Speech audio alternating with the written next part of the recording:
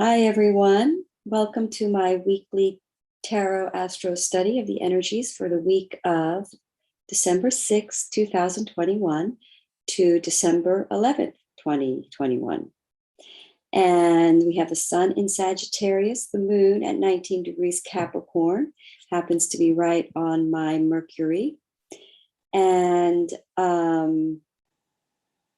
Mercury in Sagittarius. Venus is in 23 degrees Capricorn, Mars is 25 degrees Scorpio, Jupiter is 26 degrees Aquarius, Saturn 9 degrees Aquarius.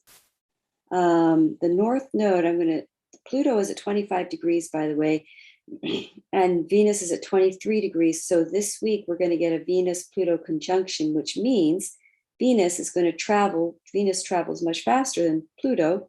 It's going to catch up and be right on top of Pluto. They're going to be together in the sky. That's going to be quite significant.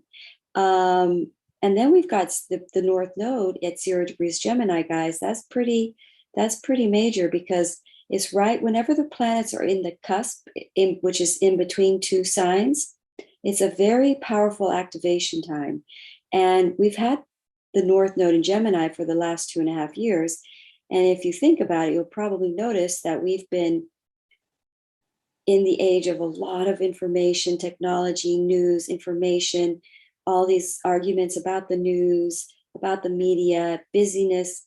I've been really studying astrology during that time. I have Gemini over my 12th house, so I've been a little bit in isolation studying astrology, but it's been very much 2.5 years of information and knowledge for everybody, communication, a lot of arguing.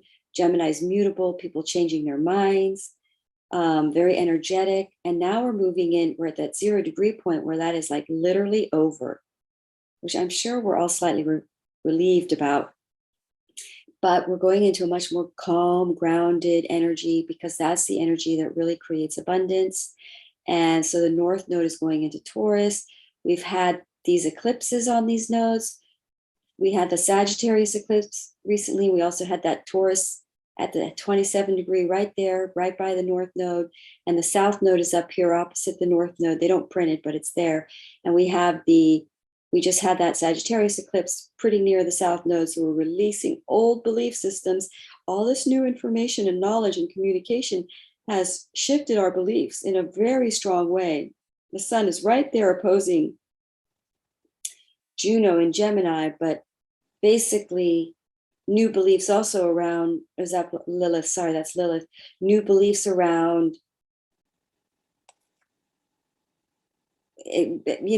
opposing views around sexuality and love, I suppose that could be. And I can kind of see that happening.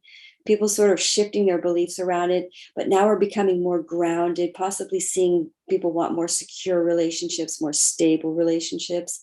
Venus rules Taurus. Venus is about love. Venus currently is up here at 23 degrees Capricorn, creating the attraction or the energy of grounding and stabilizing romances. And Capricorn is very much about career. So people's careers, very much mission involved, plus the 7th house Venus is a 7th house energy, and it involves contracts. So you're looking at marriages, close personal relationships, and commissioning together. And it's with the nodes going into Taurus, which is ruled by Venus. Again, it's sort of love and money coming together. So we're looking at a lot of commissioning going on with twins and divine mates and all that. But also, don't forget, we've got this exalted Venus and Jupiter conjunction at the end of April. And we have Venus and Mars conjuncting at 21 degrees Capricorn in February the 2nd. Or is it February 22, 2022? Anyway, it's all twos. But Mars and Venus conjunct on that day at 21 degrees Capricorn. So, long story short, we're going to see some very strong shifts in our directions right now into something much more grounded and stable and securing, so that we can create financial stability and progress and expansion. And then if I look at the Saturn squaring Uranus, that isn't aspecting yet. So there might be tensions continuing building, resolves around mandates and pushback and protests all over the world, building for next week. Probably when it hits at its exact degree, there might be a crisis or something like, again, that happens in the same pattern as the last times this has happened all year, because this is the third time around. Hopefully it's peace, it's not so bad, it's peaceful, or at least there's a evolution from the other two times. And then we have Venus conjuncting Pluto, which is Venus harmonizing with our deep-rooted soul fears. And we're looking at seeing, becoming connected to that which really stops us from being more abundant in love and money because of a fear. So we're going to become connected to fears that block us financially and romantically. So wherever Pluto is, wherever Capricorn is in your chart, you're going to be really letting go some sort of control issues around wherever. It could be if it's in your, if you're ascendant Libra, it'll be in your fourth house. So you're going to let go of control issues around your properties. But you're going to see a financial upgrade when you do that. It could be very, very abundant for many people, that transit, actually. Because the other thing that's going on, we have Mars square Jupiter at the same time that Mars is where did I see that? I thought Mars is sextiling Pluto at the same time that Venus is conjuncting Pluto. Venus is sextiling Mars at the same time that's conjuncting Pluto, and Jupiter is squaring.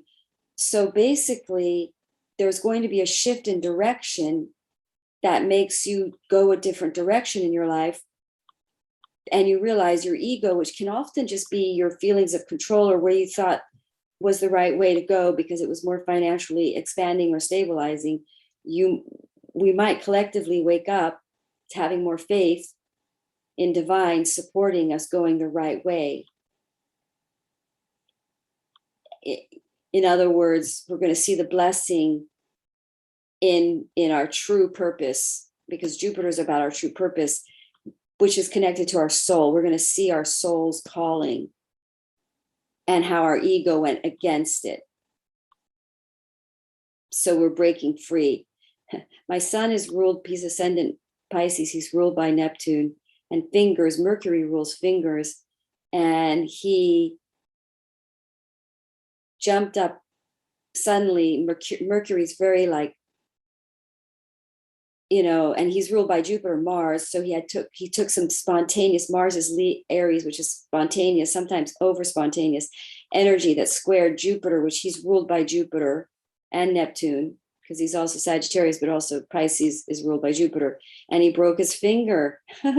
It's so interesting. Anyway, he's learned a lesson to calm down. So where are we time? I'm 10 minutes here. So we do still have Mercury has now left the sun, but still the energy of communication and talking about beliefs or ideas and higher consciousness, or because if you think about it, if we're changing our belief systems, we're really shifting with some major belief systems, there's going to be a lot of communication around that.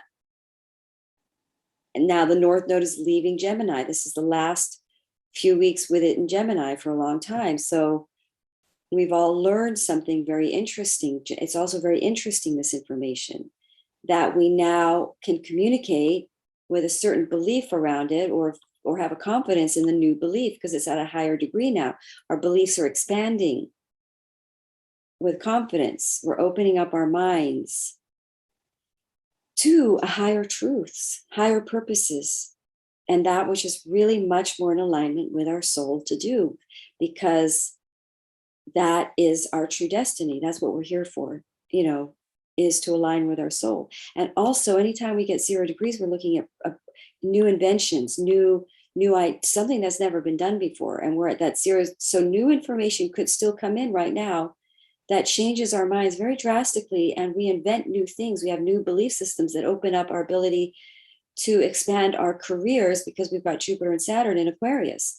So expand our careers through social media, new ways forward that can emancipate us, that can help us ground and work to stabilize our finances with Uranus there, which is to shift and change our finances